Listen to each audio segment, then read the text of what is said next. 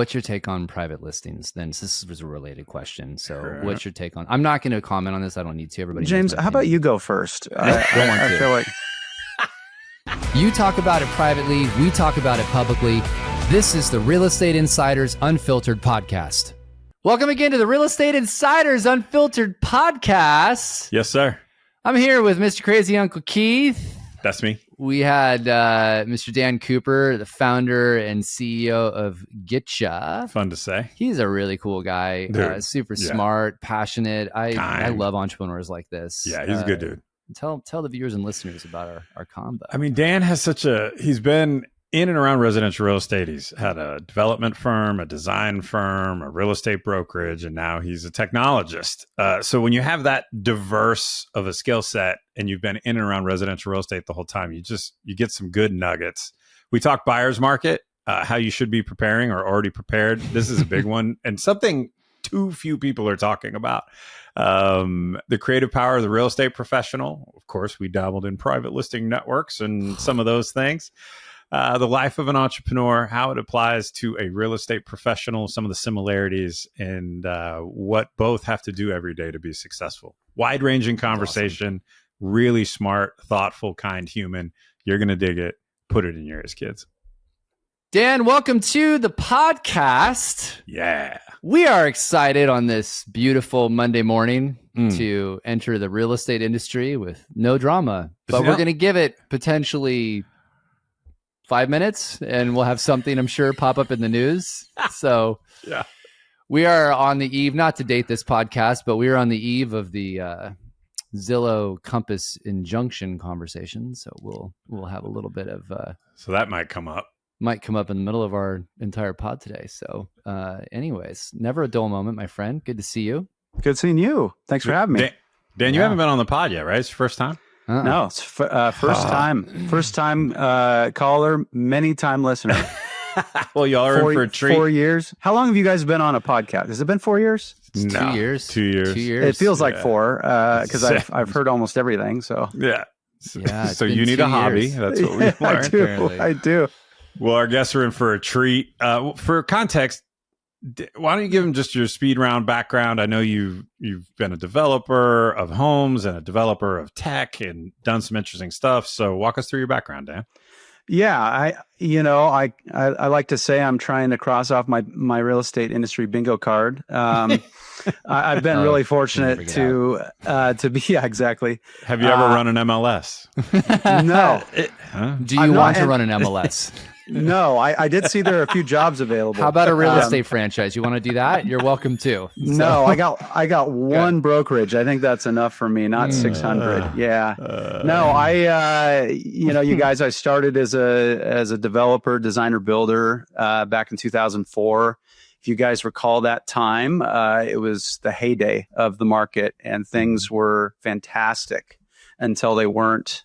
And kind of got into 2007 and said, oh man, I'm in for it. So emerged 2012 with the shirt on my back. That's about it. Had a design build company I started with my dad in 2004 and had some good success till that dark period. But emerged from it. Yeah. If you guys were I think you were in the business back then. You remember it very well. Mm-hmm. So I had lots 40% of my agents lost their house. Yeah. Well, and if you recall, I remember when we were seeing mortgage brokers losing their beautiful homes, builders like myself, we were all going through it. And a lot of it was because we had really nice homes. And, you probably remember 600,000 was that was what we were getting in the high end market, that jumbo limit.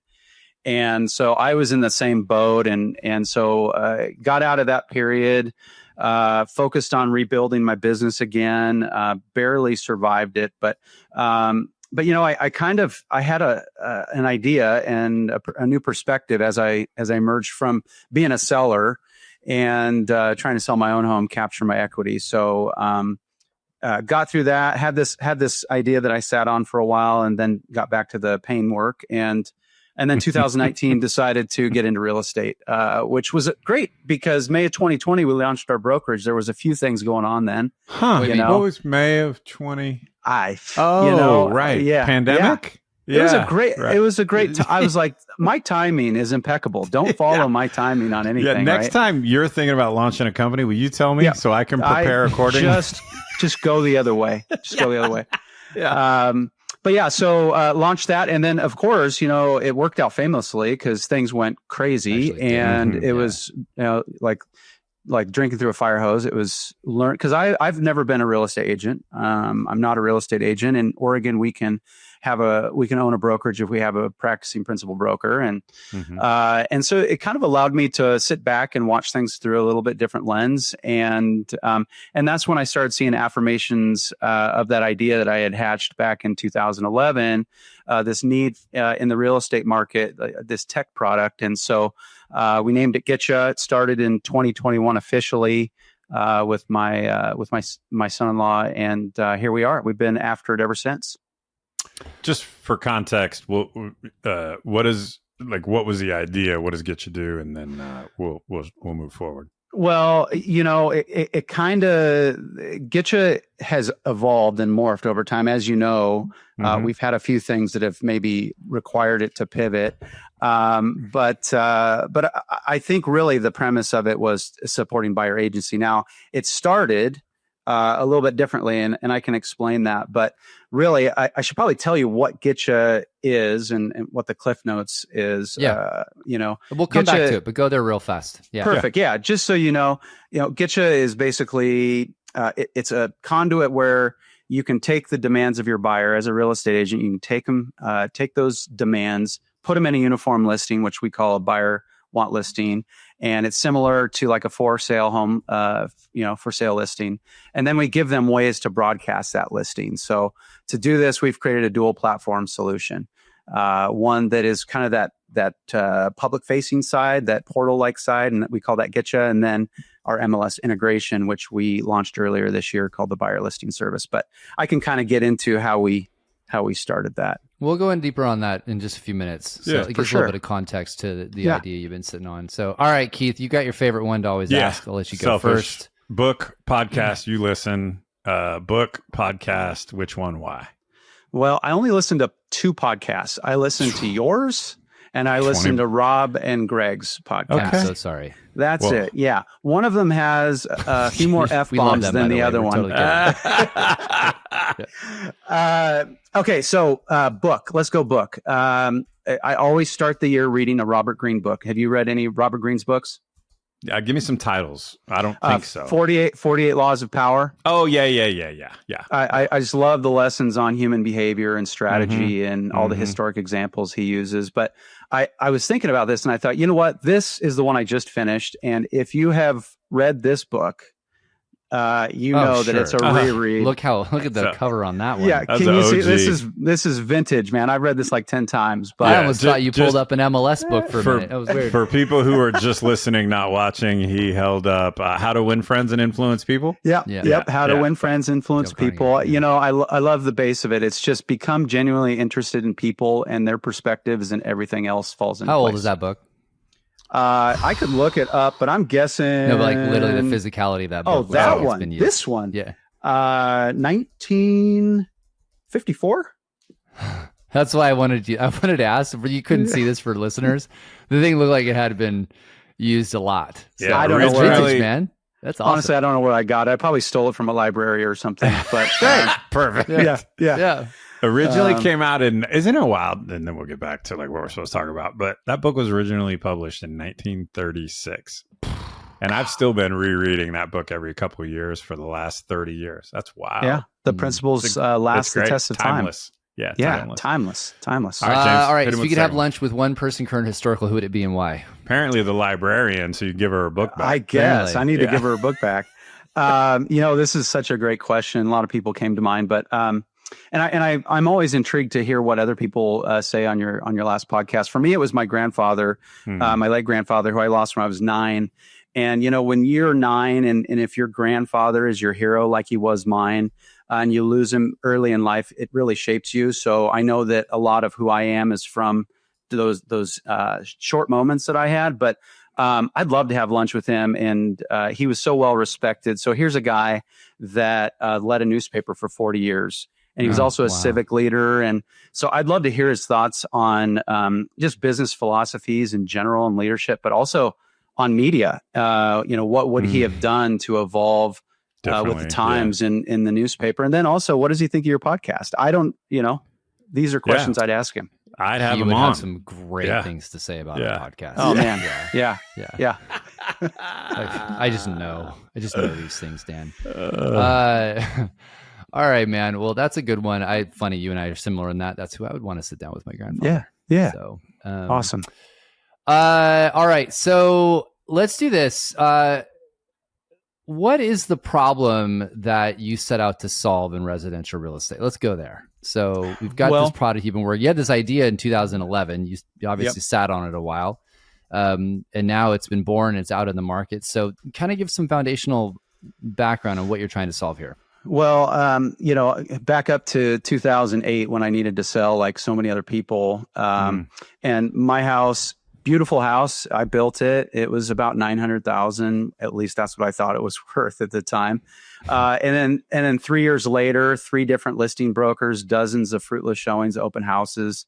It ended up selling in 2011 for $600. And I don't see that we're going to have those times again, but really I realized a couple things as a seller at the time. And granted, I wasn't in the real estate business itself. I was just, I was a builder and designer, but I saw that there were a couple things that were really flawed in that whole client journey that I had. I was the client. And one of them was, there was kind of this process that agents used, and it was just like rinse and repeat. All 3 of those agents use the same thing. They get the new photos. Back then, they posted a listing in the newspaper, sent an email to their spheres, strategic postcards around the neighborhood, hold the brokers open houses, and then lower the price when they don't get any offers. And so I start feeling helpless. Like, hey, there's got to be a way where we can really know what moves the needle for these buyers, especially in this quickly shifting market that we were in back then. And, it was desperation is really what it is for a lot of us that needed to sell. And so I kept thinking there's got to be a way to find out, like, was it the area that they didn't want? Was there another desirable area they were looking for? Was it my price, or was it just the buyers chasing the largest house for the best price in that market? Or were there specific needs that they had that we could then maybe focus on a little bit more in the listing or marketing? And so I felt like there was a deficiency in the knowledge for my agents, and they didn't really know how to meet the market where it was. And so I thought, man, that doesn't exist. And then I also looked at it, I was like, man, wouldn't it be nice to refresh my listing? Maybe look through some active buyers, have my agent look through some active buyers and approach them proactively. And so that was really the base kind of spirit of what I was creating. And then, of course, over the last few years, that's definitely changed. So it's kind of like you want to have more intelligence to determine, can I paraphrase a little bit? Like you could make changes to your house to make the house more appealing based upon actual buyer feedback. Price, there's obviously always, price is always something, but that's not always the reason why people move on. Totally. So you wanted to have a lot more intelligence to be able to tailor your marketing around what people were actually looking for. Did I get that right? Totally. And intelligence for one, insights, real-time insights, especially in a quickly moving market, was going to be a big thing. But also, like, I looked at it as how can we proactively put together a deal? Do you want to buy in 6 months? Well, sure, I'll sit on it 6 more months. What are the aspects that would make this move? Can we put together something just fully transparently with each other and get this off my plate? And that's really, I think, some of the core fundamentals. I mean, this is maybe based on this conversation, I'm a little embarrassed at how often I have said this to someone, right? But if this is almost like real estate Bible verse, right? Like if a property doesn't sell, it doesn't sell for one of 3 reasons, and that's price, or price, right? Right. And while that could be true, at some number, everything will sell. That's a true statement. That doesn't mean that's the best decision, right? And we tend to, I'm guilty, by the way. So I will lead the the focus group on how to rewire my mind. But when your one tool for how to solve a property not selling is price reduction, as opposed to something else, right? That's you've got one tool.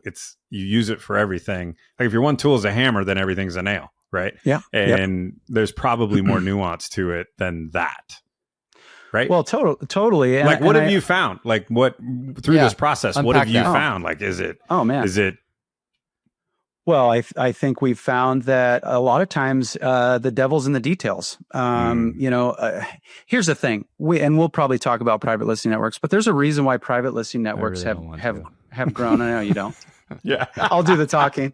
But no, I mean, there's a reason why they're the first premise is they just want these agents want to make deals for their clients, right? So we've got to find a way. How can we do things just a little differently to create more visibility and transparency in the information to maybe create these wins? For example, we had an agent in one of our markets in Oregon, and they had a very difficult to find horse property on their agenda for their buyer. And what they ended up doing is using our platform, shared it through all of the kind of these other private groups and things. And they unearthed a house that was coming to market there in about 3 weeks.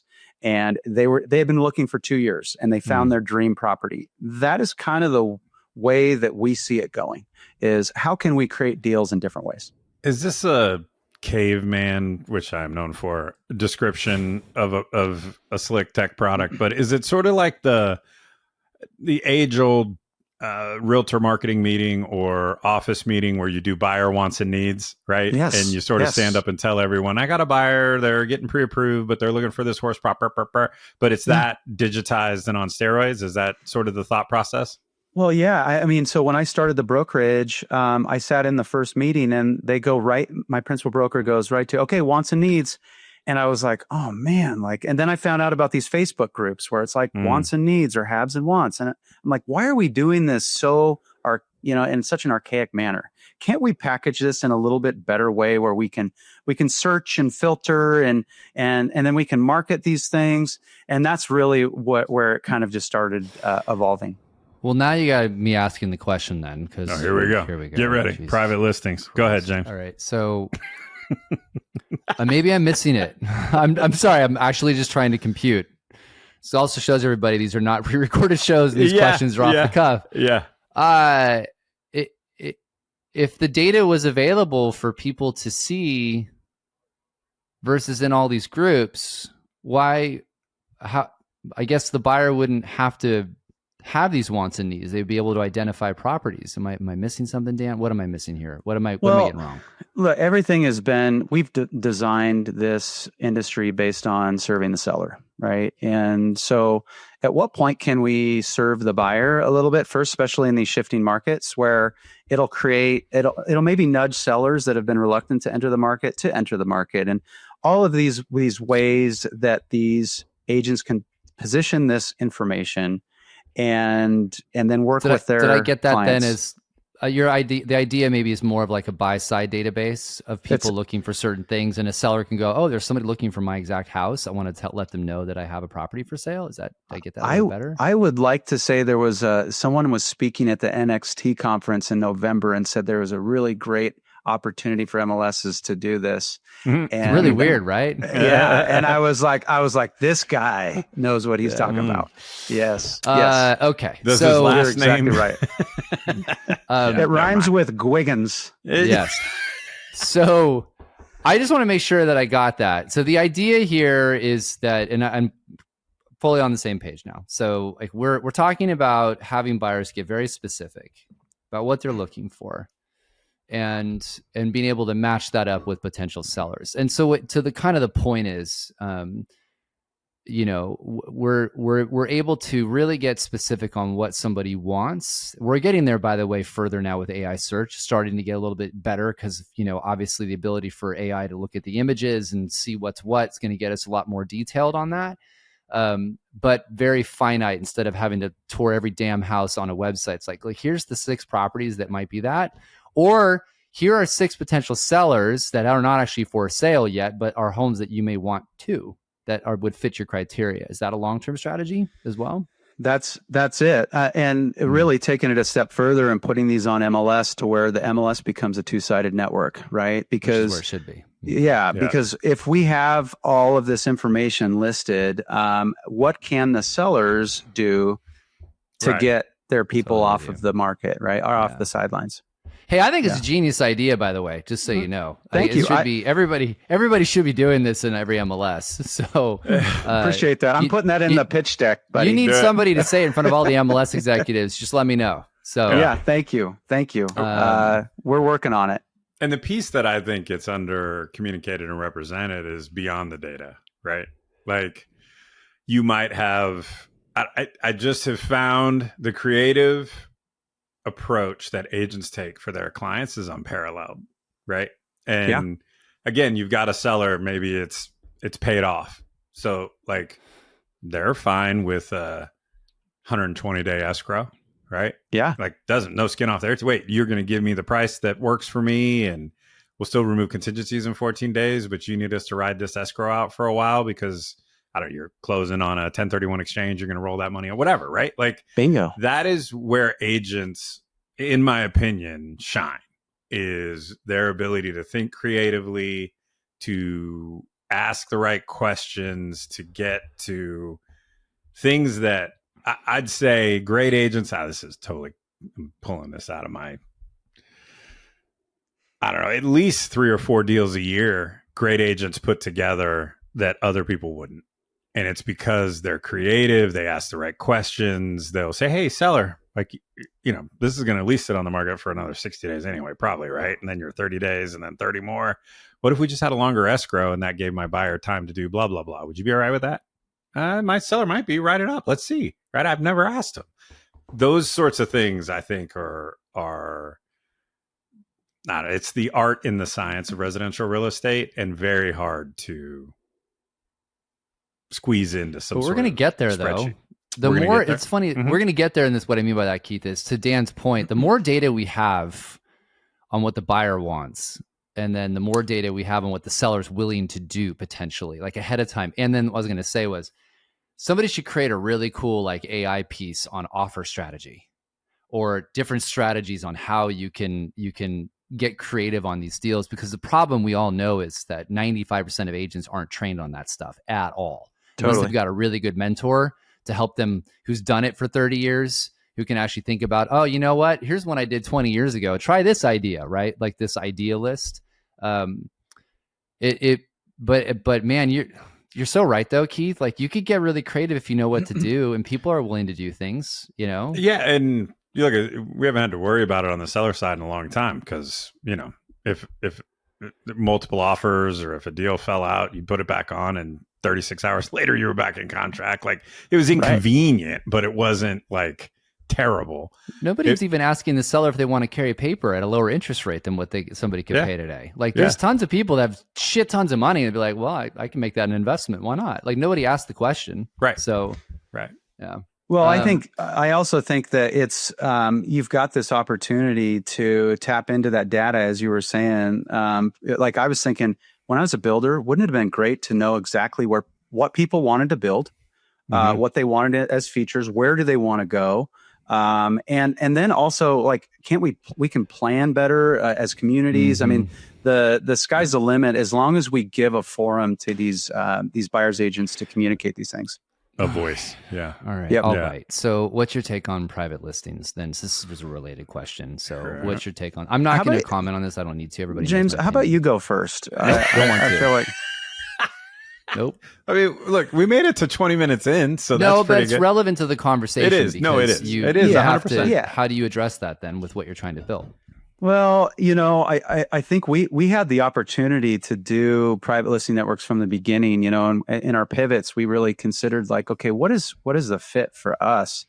And what I noticed as I got into the business, there's a main difference that we should probably acknowledge between private networks and private listing networks, right? So when I got in, I noticed there were a lot of these private networks like Top Agent and some of these others where creating deals amongst kind of high-end professionals, but only until recently have has the approach been more evolving towards the creation of these formal listing networks within private silos, which I think is a bad thing. I think we agree on that. But I look at these things and I go, okay, well, at the base of this all, the agent really wants to just create deals. But when we start to weaponize the private listing networks from a brokerage standpoint, that nobody wins except for maybe that brokerage. And for me, now I'm speaking of as a small brokerage owner, and I can speak for my fellow small brokerages. It's a detriment to us serving our clients as well. And I think that's kind of by design, which I hate to say, but I believe it is. I think on the tech side, if I was looking at it through the tech lens, we should be focusing on innovating and advancing distribution rather than devolving back to the 20th century. I feel like I always say, I look at private listing networks like mom jeans. They both should stay in the 20th century, but they haven't. But yeah, mom jeans. That's pretty good. Mom jeans. They're terrible. But so and kind of put a bow on this. We were faced with kind of an awkward thing last summer. After we got some recognition, we were approached by some large national brokerages, and we were excited because we're like, "Hey, we're ready to start making some substantial revenue, right?"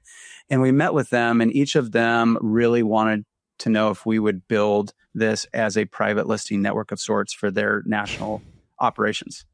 And so we thought, my word, are we going to have to go back to the drawing board? Because our ethos has always been, we want to expand the functionality and the network for all agents. I'm not here to build one brokerage effectiveness, right? I want to see this adopted nationally. Well, it's also just good for the consumer. Like what you're trying to do, I think, from a consumer perspective is, I'm just putting that hat on going, it's still not great. Like, we're better today and we have the greatest marketplace, but I'm looking at real estate all the time, and I would love a way to be able to get the search time and the email alerts and all of these things down to a much more, I'd rather have one email alert every 2 weeks with something that actually is close to what I want versus one every day with a bunch of stuff that's really not. And like you said, you don't even know you don't want it until you see it, because it's like the color or the cabinets or whatever it might be. The more we can get specific on that. Okay. So and I just want to double click though. Sorry to interrupt, Dan, but I think, because the point I was making before is, and I'm big on AI, and I think AI is as close to a revolution, but certainly a steep vertical evolution of how business will be done in the future. And this piece, the creative piece, and I could turn out I'm wrong, and that someone will build a bot to do this quickly, but the ability to think and ask questions and be wildly creative is something that I think is a competitive advantage of real estate agents for a while. That whole, right? Like your whole, the cabinets are the wrong color, right? Well, okay. What if we could get it with all new cabinets and countertops? What if we got you a whole new kitchen? Then would you like only it? $20,000 to do all that? Right. Yeah. Just leave it at that. What if I could get the seller to pay for that? Right. And where I could have prompts that would eventually probably suss all this out. But that creative gene is going to be such a competitive advantage in this next evolutionary market cycle, where sort of air quotes, anything is possible. Right. Well, but the human brain, given too much choice, chooses nothing. And most things in a home are fixable, right? Like my version of this, James, is I'm 53, I need a primary suite on the first floor, right? I'm not looking at something with a primary suite on the second floor, because before too long, I'm probably not going to want to go upstairs anymore, right? And that's a deal breaker for me, period, hard stop, right? That's a harder one to fix than I don't like the paint color. And so agents' ability to solve for that, I think, is going to be really interesting. And I'm with you, Keith, on, I'm obviously, you got me down the AI rabbit hole, and I'm using all sorts of AI products right now, and it's amazing and so far off at the same time. Like, it's not, it's just I love Fixer, right? It's my email program that I'm fixated on. It's funny. And it's great, but it's I could never have it do auto send. Right. It's just, there's so much nuance to your point, Keith, to all this stuff. Yeah.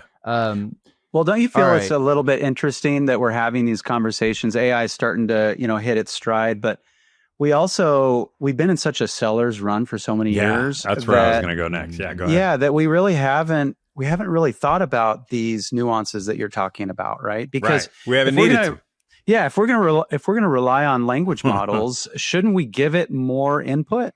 And that's really where we need to go, right? Is let's equip these AI functionalities with giving a forum for all agents, not just listing agents. No, you're 100% correct, because there is no nuance when it's a seller's market for as hard and as long as it has been.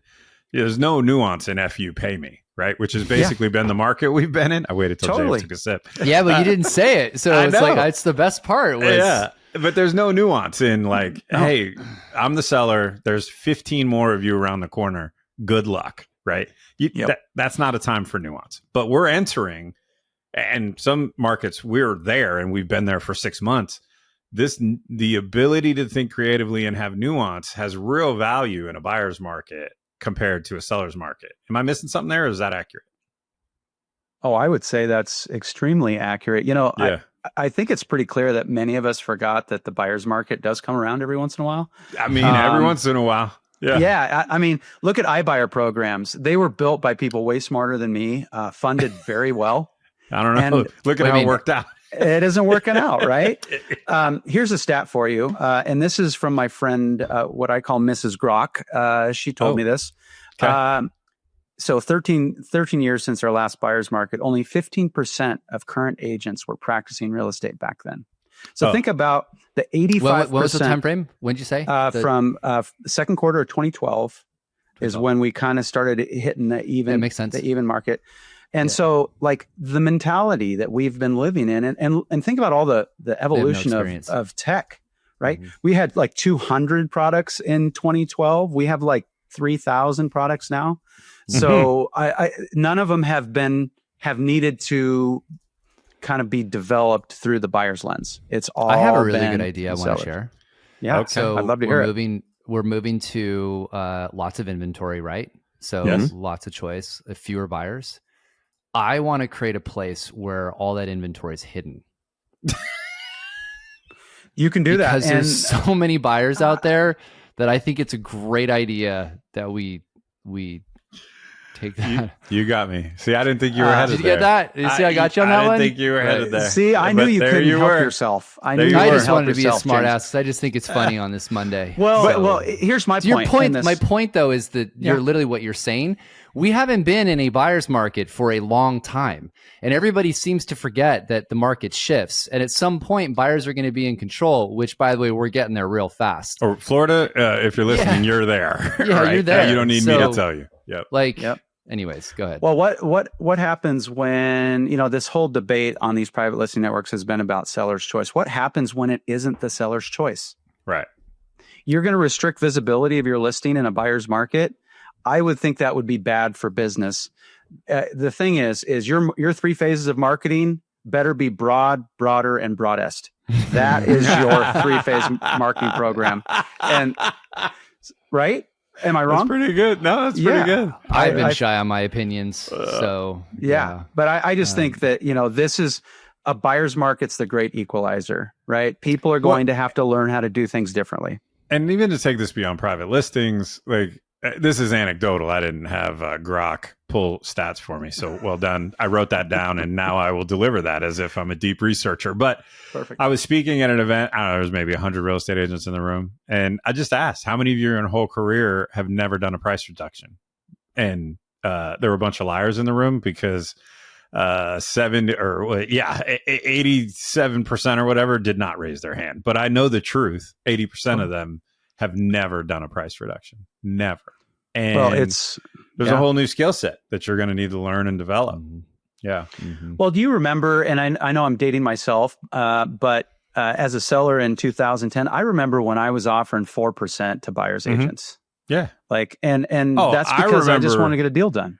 James and I are in Northern California. I mean, people were, you get a Mercedes if you buy this house. Get a free car. Yeah. Like we'll lease you a Mercedes for 3 years if you'll buy this house. It was wild. And RESPA stepped in. Yeah. All right, let's shift this a little bit just for the last few parts. We talked about the private listing networks. I want to talk about the life of a startup for a quick sec. Because you mentioned some comments along the way, and I always find this funny.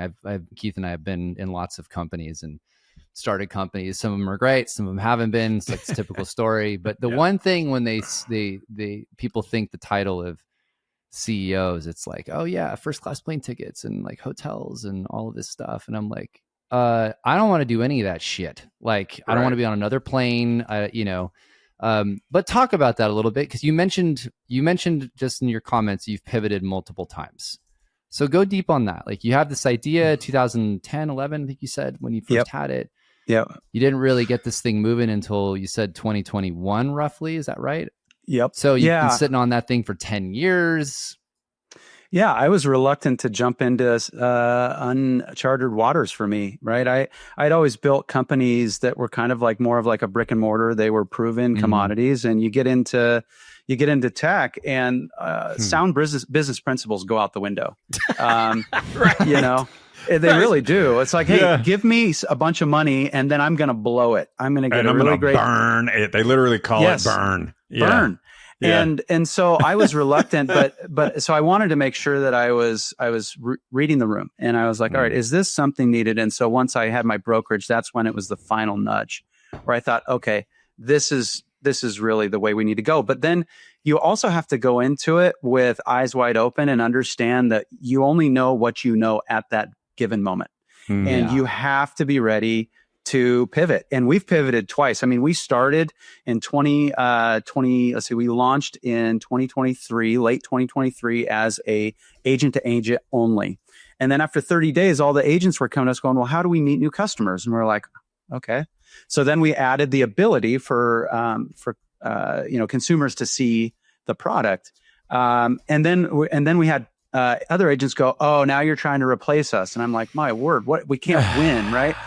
So after we kind of got through that, and then the lawsuits happened, and we were like, okay, how do we address these? And how do we pivot to create a meaningful product that helps these buyers agents get through what really I feel like they've been marginalized this entire time? How do we boost what they do? And because we all benefit if they do well, right? Sure. And then finally, you know, as I was talking about these large brokerages saying, hey, we'd like to, you know, push your product into use for just us, I thought we need to be an MLS product. So then we were like, okay, we got to go back to the drawing board and build a second product.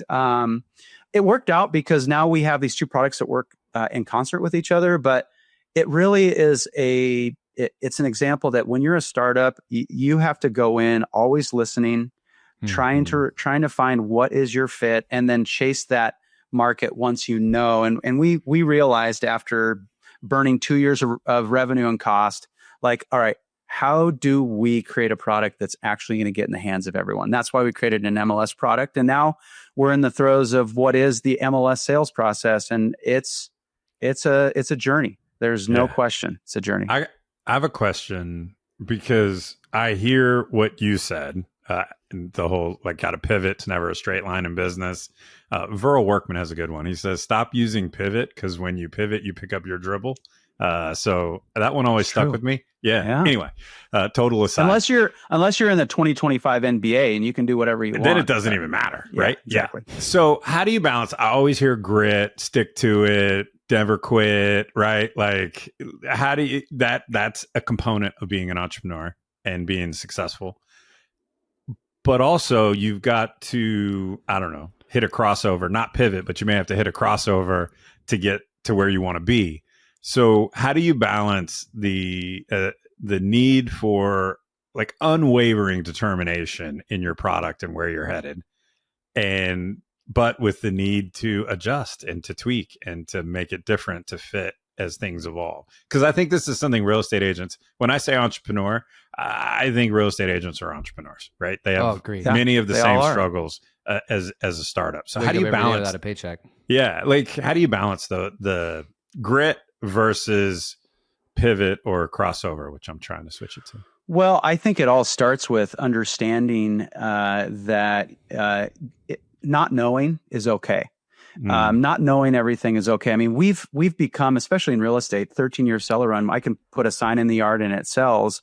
We feel pretty good about ourselves, right? Well, in tech, you go in there with, all right, we know this is going to be an uphill climb. We know we may not come out alive. But you have to, like with my team, we always talk about that openly, and we talk about all the positive things that are happening. We focus on the positive. But you just also have to be real, and you have to say, all right, this is the percentage of startups that make it. How are we going to make it ourselves? And you're really your own advocate for a long time. And it's a tough go. I have a question. Okay, I have a question that's relevant, just because, and I'm totally putting you on the spot, Dan. But sure, go for it. How many times have you thought about giving up, like throwing in the towel? Today. But like you're like, I don't think this is going to work, and you doubt yourself, and you're like, I'm going to throw in the towel. How many times did that cross your mind? I think one of my greatest flaws is not liking to give up. But I also look at this as from a business. Like I have other enterprise that, I mean, I think of my real estate agents and my designers that work for my design company. They don't see me very much. I'm not the leader that I used to be in those those companies, because I have all my focus really directed at Gitcha. That's changed over the last 6 months because real estate has deserved my attention. But I would say that the only reason I have that conversation with myself is understanding the impact to others by me chasing this dream. So yeah, I mean, I've probably thought of giving up, at least when I look at the balance sheet, probably every morning I think about giving up, so I was leading you on that question because I talk with entrepreneurs all the time, I'll go to my friends when I'm doing a business and I'm just like, shit ain't working, and like I get into my own head. But to your point, the most successful entrepreneurs, they eventually put that shit aside and they're like, okay, we're going to figure this out. Like, we're just going to keep pushing, and they push and push and push. And I can't, Keith, I don't know, jump in here. You've met lots of entrepreneurs. I don't know a single one that hasn't almost not made payroll or not made payroll multiple times and somehow managed to push through. And it's those people are the ones that get to the other side where 99% of them fail. I agree with everything you both said. And I think there's a corollary here to residential real estate. I think, first of all, agents or entrepreneurs, I think they're not wholly interchangeable, but a lot of the struggles that entrepreneurs have are the same struggles that real estate professionals have.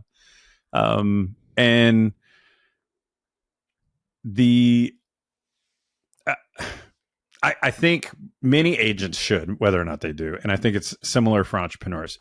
You cast a really wide net in the beginning. You try all sorts of stuff. At first year agent, you should try open house. You should try online leads. You should try all sorts of stuff. You don't know what you don't know. And then as you're moving through the journey of building your company or building your real estate career, you got to be really honest with yourself about what you will and won't do, right? Whether it's the product or the person, right? So yeah, I know if I went door knocking, I could sell more houses. So I'm going to go door knocking. No, you're not. No, you're not. Like, be honest, right? Yeah. Are you or aren't you? Are you that person? And I think as an entrepreneur, you got to be really honest. Like, no, that's too far away from, I'm holding this vision of what we're building, and that hasn't changed. How we're going to get there might have changed, but this is too far away, right?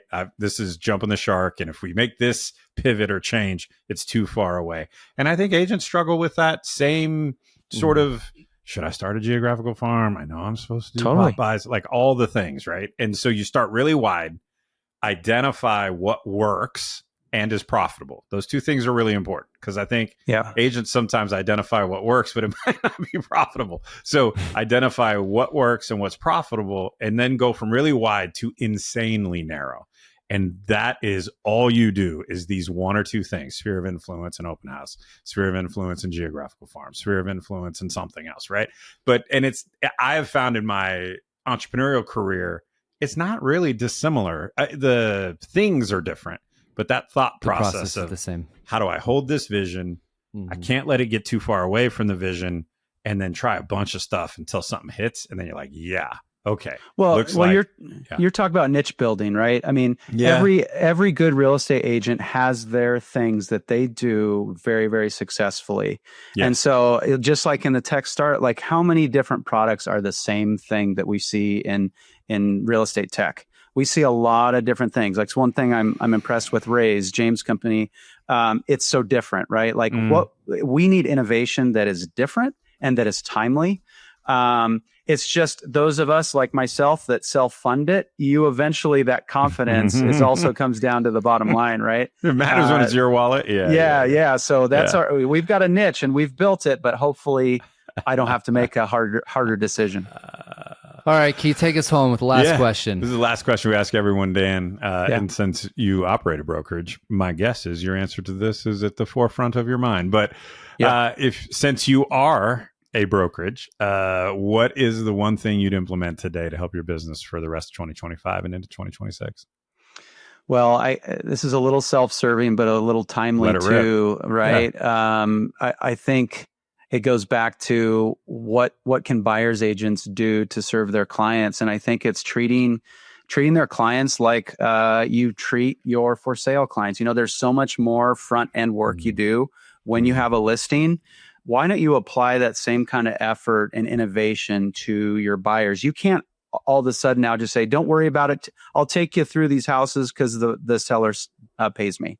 That's not in the discussion anymore. You actually have to put in the work. So now that we're shifting into a buyer's market, and look back and what they were doing in 2008, there were agents that were like educating themselves on how to handle short sales and foreclosures, and they were innovating. So what I would say is, don't be afraid to try something new, to try to enhance your services for the time that we're in, and treat your buyers a little bit more concierge level in the process. I love it. Great Always advice. Be learning too. It's funny you mentioned the short sale REO side of the stuff. I'm just like, nobody has any idea what any of that stuff is either, Keith. Nobody. It's going to come back, right? Yeah. I don't know about short sale. Yeah. Not right now. There's too much equity. But to your point, what got you here may not get you there. It's great advice. It's great I love advice. that. I love that slang right there. Yeah. Dan, thanks for coming on, man. I appreciate it. Thanks for the hard work. And I'm also impressed with what you're building. Keep chopping wood. Thank you. Want to accomplish something today? Simple way. Hit subscribe. Then you've accomplished something.